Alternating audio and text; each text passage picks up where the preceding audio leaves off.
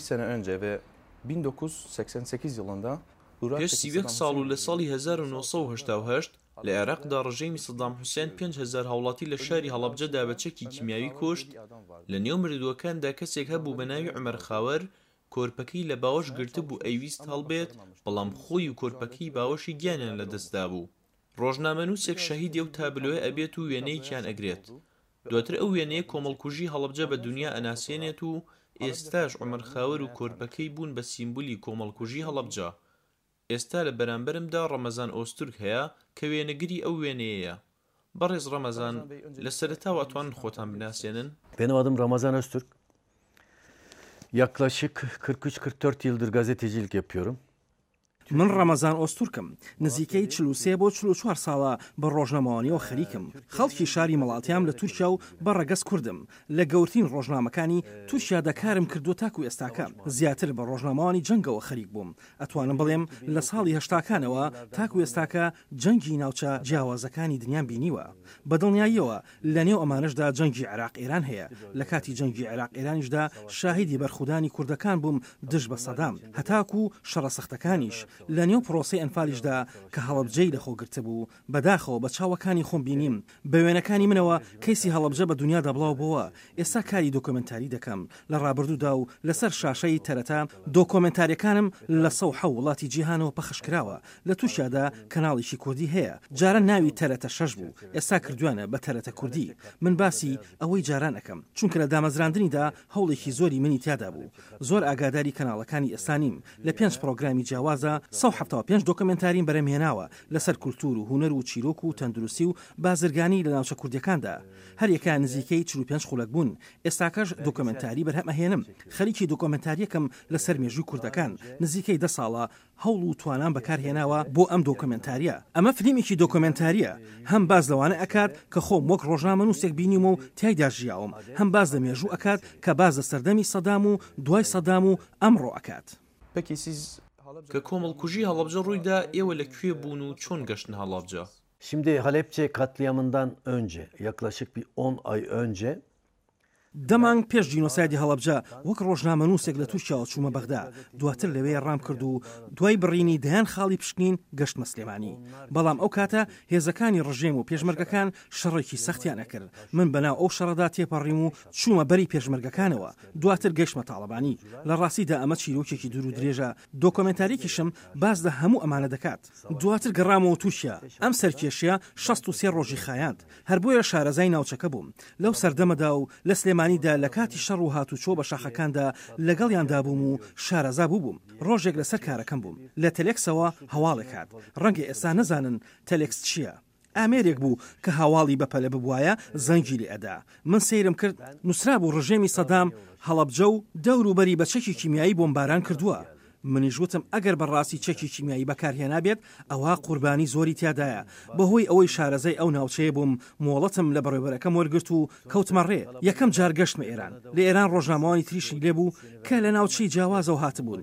هەموو پێکەوە بە فڕۆکەیەک دابەزینە ناوچەکە و دواتر بە 2 فڕۆکە لە هەڵەبجە دابەزین. بە دڵنیاییەوە هەلیکۆپتەرەکان لە یەکەم هەستانیاندا نەیانتوانی بنیشنەوە چونکە شەڕی عێراق و ئێران بەردەوام بوو. ئەو کاتە چەند جارێک هەستا و گەڕایەوە چونکە ئاگادارکردنەوەیان بۆ ئەناردین کە پێویستە نەڕۆین. وەک ئەزانن لە دەوروبەری هەڵەبجە زنجی لە چیایەکی بەرزی لێیە. کۆتاجار هەلیکۆپتەرەکە بە نێوان چیاکان و بەدزیەوە ڕۆشت و گەیشتە هەڵەبجە. ئێمەیان لە قەبرستانی هەڵەبجە دانا و مۆڵەتی کاتژمێرێکیان داینێ. وتیان دوای کاتژمێرێک لەو شوێنەدا بن ئەژینا لێرەدا جێ ئەمێنن. بەم شێوەیە چوومە هەڵەبجە. Strateji olarak Halepçe'ye girdiniz ve orada fotoğraf... ئێوە وەکو ڕۆژنامەنووسێک چوونە هەڵەبجە و وێنەتان ئەگرت. بەڵام من ئەمەوێ ئەوە بزانم ئەو ساتی عومەر خاوەر و کۆرپەکەی باوەشیت بینی هەستت بەچی کرد و چۆن بڕیارەدا وێنەی بگریت؟ Şimdi ben tabii helikopterler bizi mezarlığa bıraktı. Biz Halepçe'ye girdiğimiz an itibariyle ئێمە دوای ئەوەی لە هەلیکۆپتەرەکەمان دابەزین و بۆ ناو شاری هەڵەبجە شۆڕ بووینەوە. بینیمان کۆڵانەکان پڕن لە لاشەی مردوو. مرۆڤەکان لە هەموو شوێنێکدا کەوتون و بۆنێکی زۆر قورس دێ. من ناوچە جنگەکانم بینیوە. لە شەڕی عێراق ئێراندا شەڕی بەسڕم بینیوە. لەوێدا زۆر لاشەی مردوم بینی بوو. بەڵام لە هەڵەبجە یەکەم جارم بوو شتێکی ئاوەها ببینم. یەکەم جار باوەڕم بە چاوەکانم نەکرد. وتم شتیوا چۆنە بێت چونکە مناڵ هەبوو هەبوو کۆرپە هەبوو ژن هەبوو پیر هەبوو لەناو ئەوانەی لەوێدا مردبوون هیچ سەربازێکی تیا نەبوو لەلایەکەوە خۆم ئەگەر بوو ئەوەی نەڕشێمەوە ئەگەر جارێک بڕشەیتەوە لەوێدا نەخۆشەکەویت و نایتەوە سەرخۆت لە شەڕی عێراقیراندا بەهۆی ئەو شەڕانی تایدا بوونم هەبوو ئەو شتانە فێر بووبووم لەلایەکەوە خۆم بە زۆر ئەگرت لەلایەکی دیکەوە گریام مرۆڤێک چۆن ئەتوانێت شتێکی ئاوەها بەرامبەر مرۆڤێکی تر بکات ئەمە کەی مرۆڤایەتیە ئەمە چڕق و چینەیەکە چۆن ئەتوانرێت بیر لە شتێکی وا بکرێتەوە ئەمە هیچ دیوێشی ئەخلاقی نییە ئەگەر بڵێ ئەمە جەنگە جەنگ نییە مەیدانی شەڕ نییە ئەوانە مرۆڤی سیڤڵ و بێتاوانن بەدڵنیاییەوە ئەمە زۆر کاریگەری لەسەر من هەبوو ئەوە سرم سوڕما بۆ شتانی کە ئەمبینی بیرمە کردەوە لەناو خۆمدا لەگەڵ خۆمدا قسەم ئەکرد ئەمە کوێی و چی باسکەم چەندێک باسی بکەم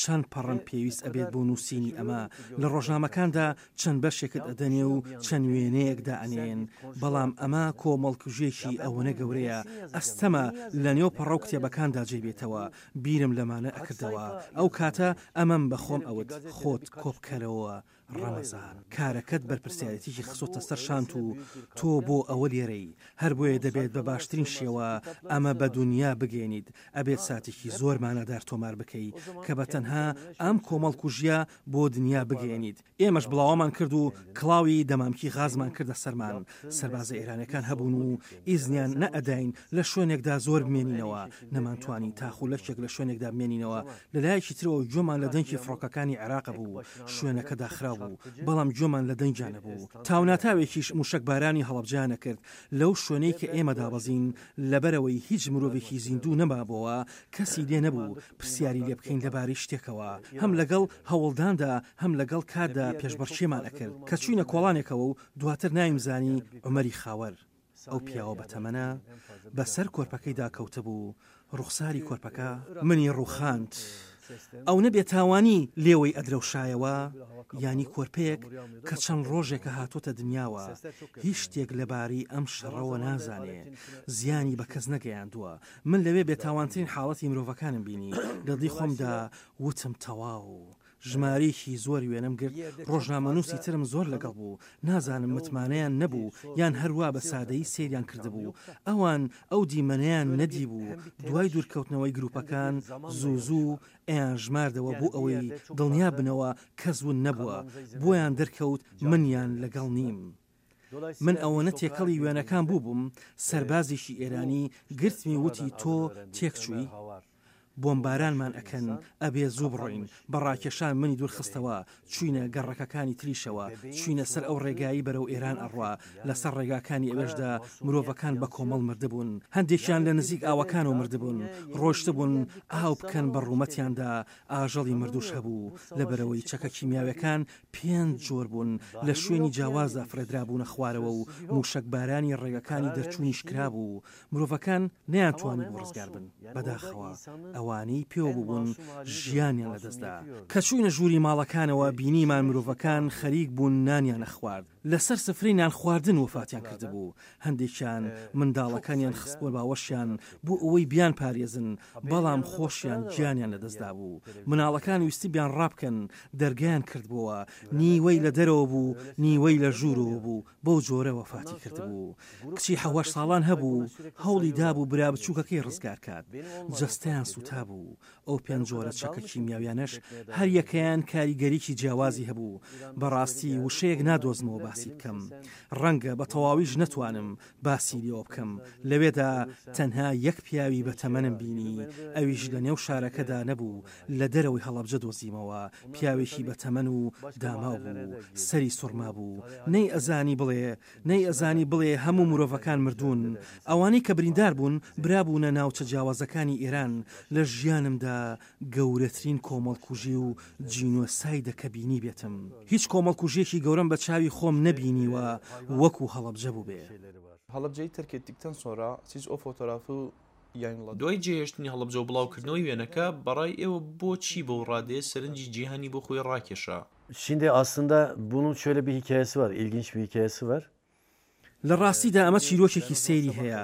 منە و کاتە لە ڕۆژنامەی سەباح ئیشم ئەکرد، لەوێ ڕۆژنامە نووس بووم، بەڵام لەو کاتەدا لە تووشیا ڕێزێکی ئەوتۆ لە ماندووبوونی کەسەکان نەئەژیرا و بایەخی پێ نەئەدرا کە فۆتۆگرافێکی ژێشێک بوو لەمانە. ئەو کاتە ئاژانسێکی هەواڵ هەبوو، پەیوەندی بە ئێمەوە نەبوو، هەواڵی ئەفرۆشتەوە بە ئاژانسی هەواڵەکانی ئەوروپا وەک ئاژانسی گاما، ئەهات و هەواڵ و فلیمەکانی ڕۆژنامەنووسانی وەک ئێمەی لە بەڕێوەبەرەکانی ئێمە بەڕێکەوتن وەرەگرت و ئەیبرد، واتە ئەیان دزی و بە ناوی خوان و بڵاوێنەکردەوە. من چونکە ئاگاداری ئەمانە بووم، نەمیس فلیمەکانی هەڵەبجە بنێرم، شتێک کە هەرگیز نەئەبوو ڕۆژنامەنووسێکی پرۆفیشنال بیکات. من ناڵم شتێکی ڕاستم کردووە، بەڵکو هەستیارانە هەڵسو کەوتم کرد، وا بیرم کردەوە کە خوێنی ئەو قوربانیانە بۆم بەسی جیاواز بەکار ئەهێنران. جگە لە منیش تەنها یەک ڕۆژنامەنووسی تر هەبوو لە تووشیاوە، ئەویش لەگەڵ خۆم بوو، بەڕێوەبەرەکەی هاوڕێم بوو، پێی وتم کە پەساپۆرتی هەیە و بیبەم لەگەڵ خۆم، منیش ڕازی بووم، بەڵام ئەویش پێم وابوو یەکەم جاری بوو. دوای 31 ساڵ کە سەردانی هەڵەبجە ئەکەنەوە هەز بە چی یەکەن؟ Burası yani Kürdistan bölgesi daha başka bir yer olabilirdi. هیچ کوردستان ئەکرا شوێنێکی زۆر جیاوازتر بووایە. هۆشیاری نەبوو شتێک بێت کە تەنها بە زانیاری بەشێکی دیاریکراوی کۆمەڵگە بێت و بڕوات. نەئەبووە لە بناغەوە هەوڵی هۆشیارکردنەوەی خەڵک بدرایە و نەئەبوو هیچ شتێک لە خەڵک بشاردرێتەوە. ئەبووە زۆر بەباشی بۆ خەڵکیان ڕوو کردایەتەوە کە کوردەکان کێ بوون، چی بوون، لە کوێوە هاتوون، چیان بەسەر هاتووە، هۆکارەکانی جینۆسایدی هەڵەبجە چی بوون. ئەبووە ئەمانەیان زۆر بەباشی بۆ خەڵک ڕوون کردایەتەوە، ئەمەیان نەکرد. لەبەر ئەوەش ئێستا هەڵەبجە تەنها ناوەکەی ماوەتەوە لە خەیاڵی خەڵکدا. پێم وانیە گەنجەکان بەباشی ڕووداوەکانی هەڵەبجە بزانن. ساڵانە بە نمایشێکی دراماتیک یاد دەکرێتەوە. بەڕای من ئەو نمایشە بەباشی جینۆسایدی هەڵەبجە دەرناخات و منیش بەم بابەتە دڵتەنگم. بۆ نمونە ئیسرائیل لە کۆنەوە وەک میلەتێکی مەزلوم لە خەیاڵی خەڵکدا جێی خۆی کردووەتەوە. لە دنیادا بەم شێوەیە بە کۆمەڵگەکان ناسراون، بەم جۆرە خۆیان بە دنیا ناساند. ئێستا هۆلیوود لە دەستی ئەوانایە هەموو ساڵێک سەدەها فیلم لەسەر جینۆسایدی یەهودی دەرئەچێت، چونکە ئامانجەکەیان ئەوەیە کە بە درێژایی بوونی مرۆڤایەتی هەموو کەسێک ئەبێ جینۆسایدی یەهودی بزانێت، چونکە ئەگەر ئەم زانیاریە تازە نەکەنەوە نەوەی نوێ ئاگادار نابن لەم جینۆسایدە و خەڵک هەموو ئەمانەی لەبیر ئەچێتەوە. یان ئەگەر فلیمێک یان دۆکۆمنتاریەک زۆر لێ بدرێتەوە خەڵک بێزار ئەبێت و ئیتر سەیری ناکەن، کەواتە ئەبێ شتێکی تازە بکەیت. لەبەر ئەوەیە کە ئەمان هەموو ساڵێک سەدەها پرۆژە ئەهێن نەکایەوە، چونکە چیرۆکەکان زۆرن و لە فلیمیشە ئەمانە ڕێگەخرێنەوە. بەڵام ئامانجەکەش ئەمەیە، هیچ سیاسەتمەندار یان ڕۆشنبیریی ئیسرائیل ناڵێت ئێمە سەدەها فلیمان دەرهێنا و ئیتر پێویست ناکات بەردەوام بین، چونکە ئێمە لە کاتێکدا ئەژین کە زۆربەی وڵاتەکان سەرڕای نووسینی مێژوو بە تێکست و بە بەڵگا بە وێنە و گرتە ڤیدۆیی مێژووی خۆیان تۆمار ئەکەن. ئەمە لە کاتێکدایە کە یەهودیەکان هەموو ئەمانیان لە دەرەوەی سنووری وڵاتی خۆیان بەسەر هاتووە. بەڵام کوردەکان سەدەها ساڵە لەسەر خاکی وڵاتی خۆیان ئام زوڵمەیان لێ ئەکرێت. بگرە لەو زوڵمەش خراپتر. سەرڕای هەموو ئەمانە هەتا ئێستاش ئیشێکی کولتوری یان دۆکۆمنتاریێکی پرۆفیشنال یان فلیمێکی سینەمایان نییە کە خۆیان بە دنیا بناسیێنن. نەک دانێگە بوو دەیان پرۆژەی لەم جۆرەیان هەبوایە. ئەمانە ناکەن، بایەخێکی ئەوتۆی پێ نەدراوە بەڕای من کە ئەمە شتێکی سەیرە. ئەگەر ئەمانە نەکەن خەڵک چۆن مێژووی خۆی بزانێت، ئەی چۆن داهاتوێک بۆ خۆی هەڵبژێرێت کە هۆشیاریی دەربارەی ڕابردووی خۆی نەبێت. ئەگەر ئێمە ڕابردوومان بەباشی بۆ گەنجەکان ڕوون نەکەینەوە، چۆن خۆیان بۆ داهاتوو ئامادە بکەن. من لە ڤێتنامدا دۆکۆمنتارێکم کرد لە جەنگی ڤێتنام و هەتاکو ئەمڕۆ. ئەوان پندێکی جوانیان هەیە. ئەوان ئەڵێن ئێمە وەکو ڤێتنامەکان هەرگیز ڕابردووی خۆمان لەبیر ناکەین. ئەوە فێرینەوەی نۆمان ئەەکەین، بەڵام لە هەمان کاتیشدا هەرگیز لە ڕابردوودا نامێنینەوە. بەڵام لێرەدا ڕابردوو هیچ فێرینەوەی نوێ ناکرێت. بە پێچەوانەوە دیدگایەکی هەڵە هەیە بۆ ڕابردوو لەوێدا ماونەتەوە. من ئەوەم لێرەدا بینی. با نمونەیەکی بچووکت پێ بڵێم. من لە ساڵی 1970کانەوە کە لە نێو بزوتنەوەی کوردیدام، من مامجلالم باش ئەناسی. ئەو هەمیشە ئەیوت تو هاوڕێی قەدەرمیت، چکە من ژیانی خۆم خسە مەترسیەوە کە ڕۆشتم بۆ ئەوەیە. من کەسێکم کە سەرەتاکانی ئەو بزوتنەیەم بە دنیا گەیاندووە. مامجلال لە ئەمریکادا لە کۆنگرەیەکی ڕۆژنامەوانیدا خۆی باسی لێوە کرد. کاک مەسعودیش باش ئەناسم. چەندین جار لە کاتی جەنگ و لە شوێنی تریشدا یەکمان بینیوە و ڕێپۆرتاژم لەگەڵدا کردووە. ئەمڕۆژ ئەو کەسانە ئەناسم کە ئەم وڵاتە بەڕێوە ئەبن. هەمان ئەناسم، هەمووشیان لە سەردەمی شۆڕشەوە ئەناسم. 10 ساڵە ئەڵێم با فلیمێکی سینەمایی بکەم. سیناریۆیەکی زۆر باشم حازر کردووە. وەک ڕۆژنامە نووسێک باسی باسی ئەو ڕووداوانە ئەەکەم کە هاتنە ڕێگام.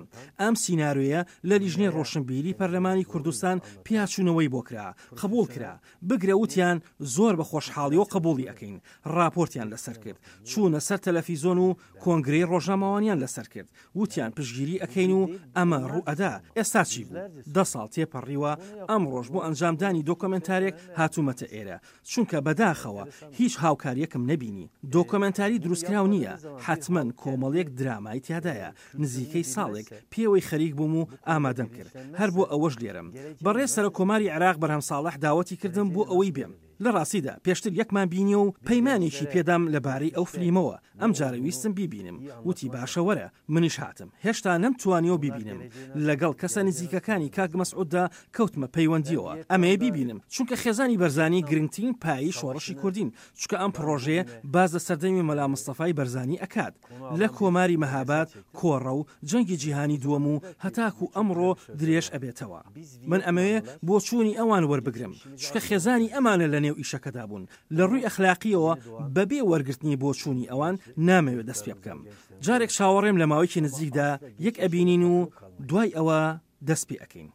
Peki siz Halabja katliamı görmüş وەک کەسێک کە بینەری کۆمەڵکوژی هەڵەبجە بوونە چ پەیامێکتان هەیە لێرەوە بیگەێنن؟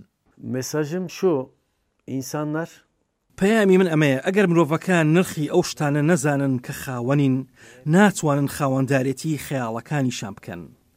پێم وایە ئەمە بە تەواوەتی ڕوونە. ئەگەر کوردەکان نرخی ئەو شتانە نەزانن کە خاوەنین، ناتوانن ببنە خاوەنی خەیاڵەکانیان. ئەمە هەموو شتێکە بمەوێت بیڵێم. sahip olduklarının eğer değerlerini bilmezlerse hayallerinin sahibi olamazlar. Söyleyeceğim bu. ڕەمەزان ئۆستورک زۆر سوپاس دەکەین. Ben teşekkür منیش سوپاستانەکەم.